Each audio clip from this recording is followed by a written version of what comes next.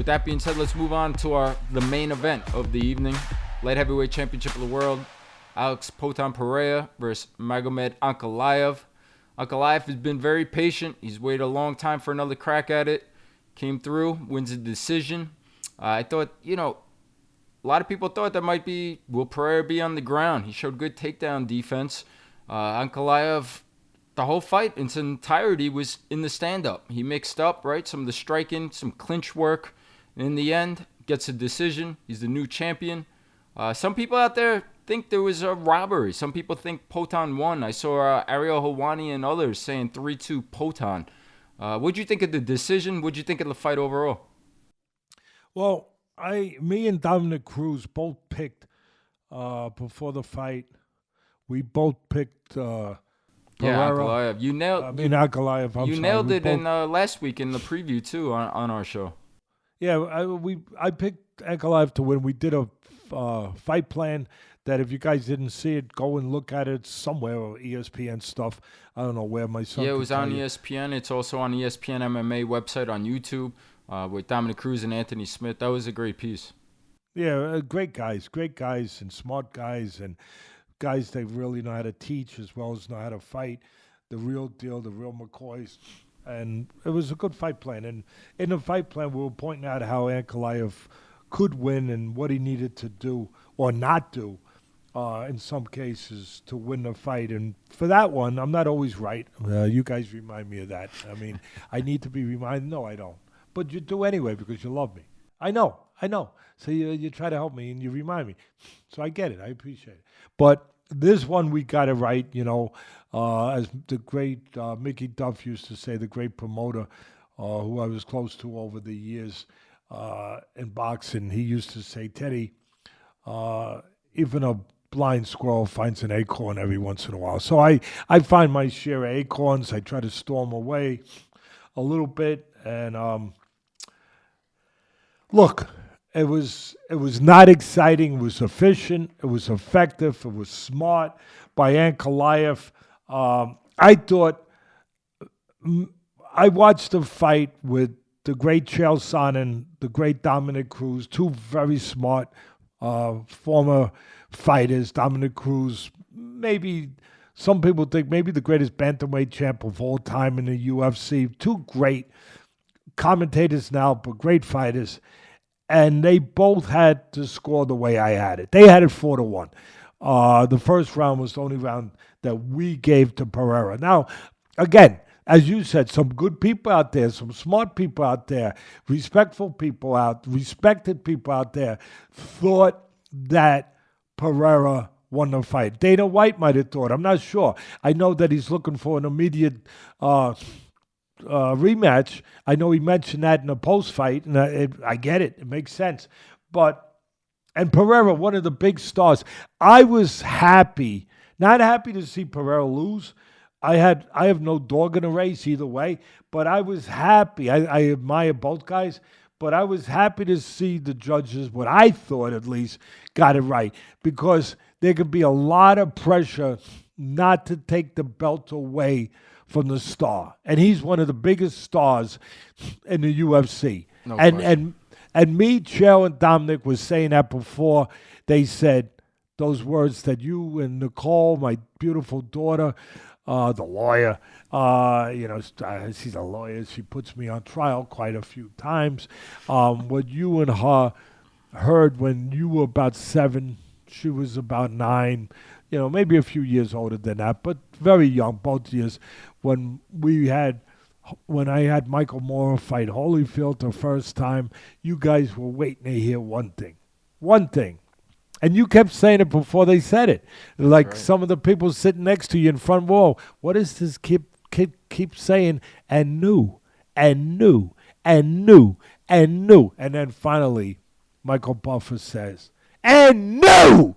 And you guys had that beautiful smile that any father would give anything to be able to see that on their children. To just, part of success is not, the greatest part of success is not private. It's the ability to share it with loved ones. That's success. To be able to share it and use it to make other ones, your family, your children, if you're blessed to have them, happy. And that was the greatness of that event, was being able to share that moment with my loved ones, my wife, my two children, at that time. So that's what we were waiting. Me, Chael, and Dominic, are they going to say and new, or are they going to say and still? And we were, again, maybe surprised, but happy. Again, no dog in a race. Both guys, either one would have been fine with us. We admire both. But to see that we thought they got it right, that they weren't influenced by the guy being one of the big stars, which is always healthy. Healthy for the sport, healthy for everybody at the end of the day. So how did it happen? Well, you guys saw it, but I'll go into the microscope a little bit. In the lead up, in a preview for it, I talked about not what Ankalaev only had to do, what he had to make sure he didn't do. And I know I look at things different than a lot of people, but that's the way I approached it. Even in the fight plan I did with Dominic and Anthony, I said, it's not just about what you got to do with Pereira. It's what you got to not do. You got to make sure you're not a co-conspirator to your own demise, that you don't make mistakes. You got to kind of do what Marab did against O'Malley, who's a tremendous counterpuncher, tremendous striker, tremendous boxer. You can't make mistakes. You can't get over anxious. You can't get the skis, your head up in front of the skis. You know, what we talked about earlier. You can't reach in. You can't do his job for him. You can't cooperate. And then what do, Ted? You have to back him up, but you got to be cautiously aggressive. You got to do what Customato used to tell me when I was a young fighter and then a young trainer, very young trainer. He told me, you got to make haste slowly. And I never understood it. It took me a few years to finally understand what that wise old man meant. Make haste slowly. Be aggressive, but not too aggressive. I get it. And that's what Ankalaev did. He backed up Pereira, kept him from being set, kept him from having his legs under him, kept him from being a dangerous counterpuncher, but he didn't do it in a way that would have led him into the lion's den, into the putting his head, basically, for the most part, into the lion's mouth. He didn't do it recklessly. It's great to be aggressive. Efficient, effective aggression, not reckless aggression. And that's what you saw. You saw him take little steps, legs under him, didn't reach in, didn't make for an exciting fight, but made for a smart, effective fight for Ankalaev. And if he did it a little bit, just wrong, and we showed this in the fight, we talked about it in the preview last week on our show. That's why you got to pay attention. You got to watch the show because sometimes we get it right. Yeah. So, and then you could go to my bookie or any of those outlets out there and you could put a little play. You know, never bet with your head. Don't bet over it. Bet with your head. Don't bet over it. Only if you can afford it. But you could put a little peanut here and there on something. And Ankalaev was a small underdog, not a big underdog. The bookies are pretty smart usually. Yeah, it's plus 105. It's almost a big one. Yeah, they're pretty smart. They really, even though Pereira's the boogeyman, they're pretty smart. But to my son's point, Ankalaev, in the opening of this, you talked about, you know, how he's waited to get this. He didn't waste the moment. You know, some people wait, but then the moment gets lost. He didn't waste the moment. And he has been on a winning streak. He has not lost for about seven years. I don't know what it is exactly, but I know that you'll look it up. I know I'm in and his only loss was in 2018. Yeah, so that's 7 years. And so I thought I might have had that right. So this guy's been on a hell of a winning streak. He lost early in his career. You know, he made a mistake. You can't make mistakes in that cage. He made a mistake, and I think it was a triangle choke, if I remember correctly, by a guy who's really good. He has a PhD in triangle chokes. I believe that's how he lost. And then he learned from that, never made another mistake. 7-year winning streak, and then he beats the boogeyman, Pereira. Again, in the setup last week on the preview here and on the fight plan, we talked about you got to back him up.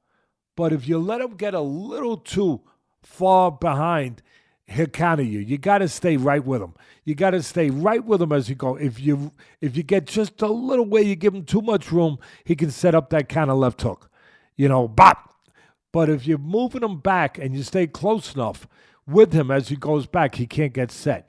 But if you let him get a little ahead of you where he can get set, well, he's dangerous. And the funny thing, watching it with Chael and Dominic, two guys that are former fighters, are smart, do understand the perils of that octagon, they kept saying, Bud, this is dangerous. Even though they thought he was winning, they said, this is dangerous, this is dangerous, this is dangerous, this is dangerous. And to the final bell, this is dangerous. Oh, okay, it's not dangerous anymore.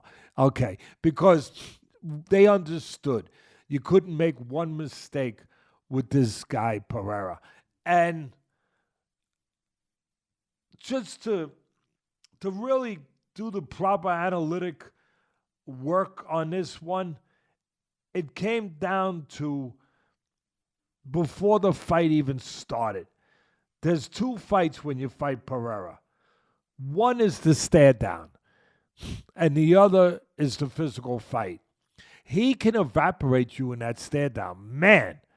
Man, it is intense. But I had made the point in the breakdown last week and during the fight plan with Dominic and with Anthony Smith that Ankalaev, coming from the region of the world that he comes from, I didn't think that the stare down was going to evaporate this guy. These guys are wired differently. They're brought up for combat, for warrior, tribals type stuff. Yeah, they're geared mentally. They're immersed in that kind of thinking, that kind of bathing of the fire.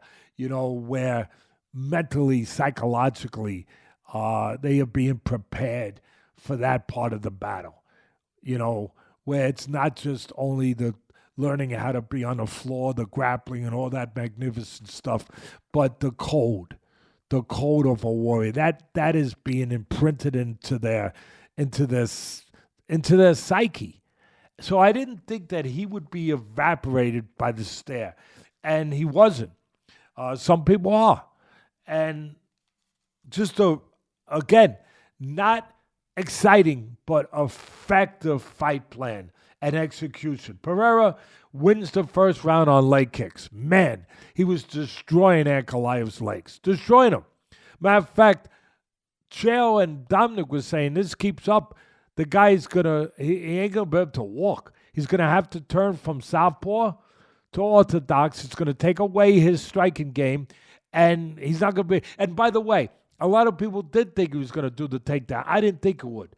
I had said in the pre-fight, I didn't think he would go for the takedowns because I don't know what it is. Even though he's good on the floor, Ankalaev, he strikes a lot in his fights. He strikes, and I think it's his pride. He doesn't. He wants to show that I can beat you this way too. He's got a lot of pride. They all do, but I think it's partly that he, in his mind, he wants to win it his way by not saying, "Oh, I had to take you to the floor." I think that and that legitimizes the win to him. I know that sounds stupid, but I think part of it, I always talk about the psychological part being 75%. I think that in that case, psychologically, he wants to show you that he can beat you that way too. And he's got the other thing if he has to go to it. And to the credit of Pereira, his takedown defense was magnificent. It really was. It was magnificent. Again, first round goes to Pereira, leg kicks. It looked like he was chopping a tree.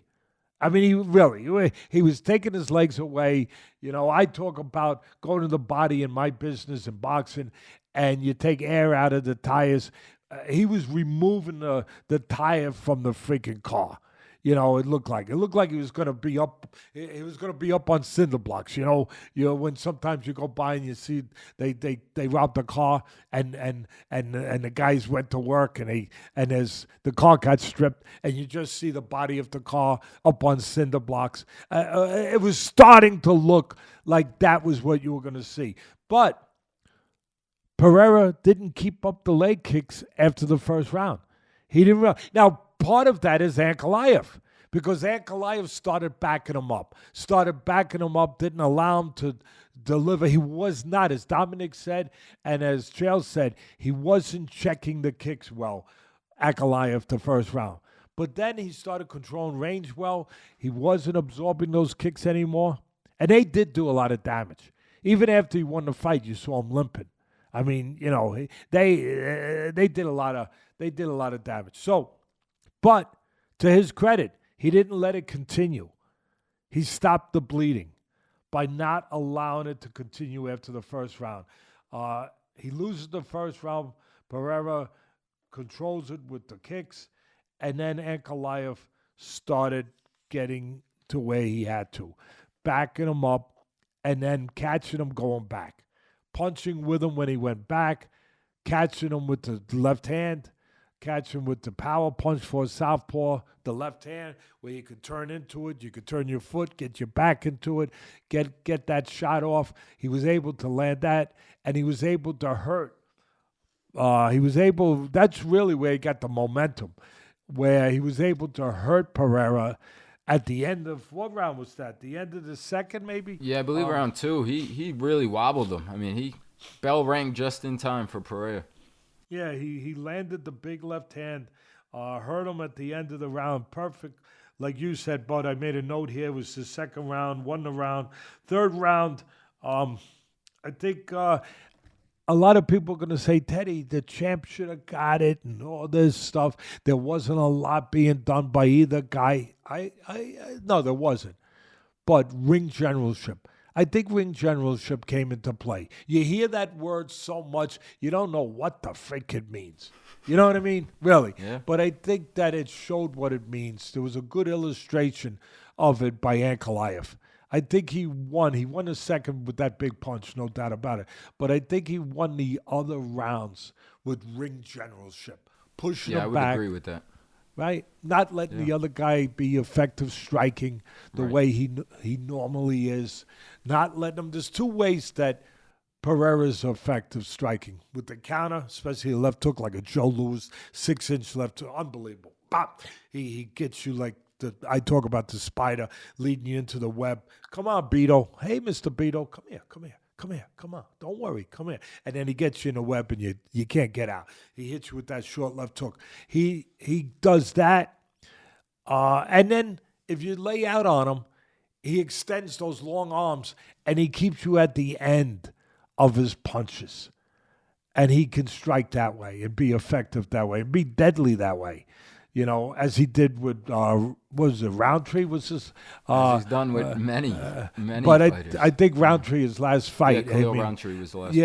A lot of heart Roundtree, but my God, he took him apart at the end of his punches, just dicing and slicing him.